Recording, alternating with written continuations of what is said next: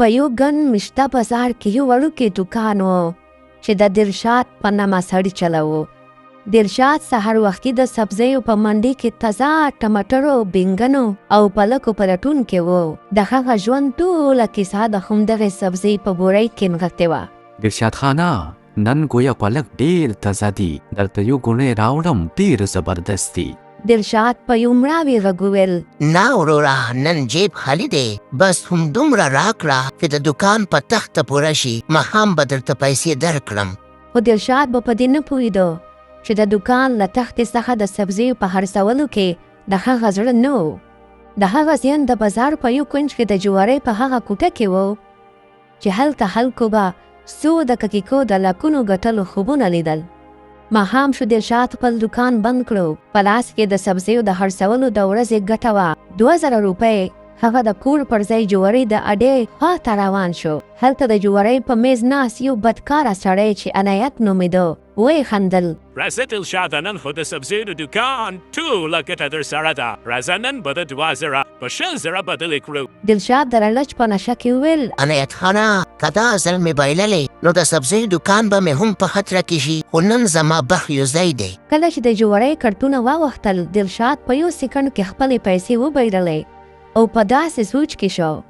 هغه په غوسه کې چغه کړه: بیا کړتونه واړوه، زه به خامخا ګټم. خو تقدیر بل څه لیکلی و. هغه شپه دلشاد نه یوازې پیسې بلکې د خپل دوکان د کرایې پیسې او د سبزیو د پیرلو نغدې پیسې هم وبایللې. هغه کور ورته په تشو لاسونو راغی. هغه منۍ چې د خپل خاوند په انتظار کې وه، د دروازې پرانیستلو سره یې وپوښتل: دلشاده، نن خو دې د سبزیو کاروبار ښه و، سبزیانې زر خلاصې شوې، د کور سودا دې راوړه. دلشاد په غوسه سره وویل: امنا، ته ولې تل پوښتنې کوې؟ د دوکان کرایه پورته شوه، زه په ستونزو کې یم، بس نوره څه مه پوښته. ظاهشه چې یو هوښیاره او ښکلې جینۍ وه له کوټې راووتله او په نرم غږ یې وویل: پلاره، مور ده، هغه ستاسو د پریشانۍ په لیدلو غمجنېږي، مه خفه کېږه، سبا به خدای خیر کړي. دلشاد د لور په مسؤلیت هم رحم ونه کړو. د هغه په ذهن کې یوازې د پورونو د ادا کولو دپاره جواري لاره وه. بله ورځ دلشاد ظاهشه بازار ته بوتله. هغه ظاهشې ته وویل: لورې، نن به تا ته د سرو زرو بنګړي اخلم. ظاهشه خوشحاله وه، خو کله چې د بازار په منځ کې عنایت ورته ولاړ و، په انتظار یې و. دلشاد ظاهشې ته وویل: دلته ودرېږه، زه د دوکاندار سره خبره کوم چې چېرته لاړه نه شي. صحیح ده؟ عنایت دلشاد ته په غوږ کې وویل: دلشاده، ستا لور ډېره ښکلې ده، که دا په شرط کې ولګوې او ته یې وکټې نو 4 کوره به درکړم، او که بایلې نو هغه به زما شي. دلشاد د شیطان په خبرو کې راغی. هغه د خپل ضمیر غږ بند کړو. د شرط لوبه یې شروع کړه. هر کرک چې دلشاد اړوو د هغه د زړه درزیده زیاتېده. په پای کې هغه خپله لور په جوارۍ کې وبایلله. دلشاد کور ته په لړزېدو قدمونو راغی. امینا یې لیدو سره وویل: دلشاد، ظاهشه چېرته ده؟ تا خو ویلي و چې بازار کې د سرو زرو بنګړي ورته اخلم.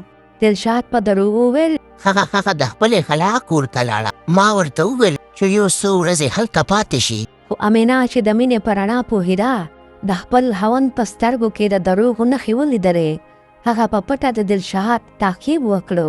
کله چې دلشاد د عنایت د کور مخې ته ورسېدو تر څو ظاهشه ور تسلیم کړي، امینا هم هلته ورسېده.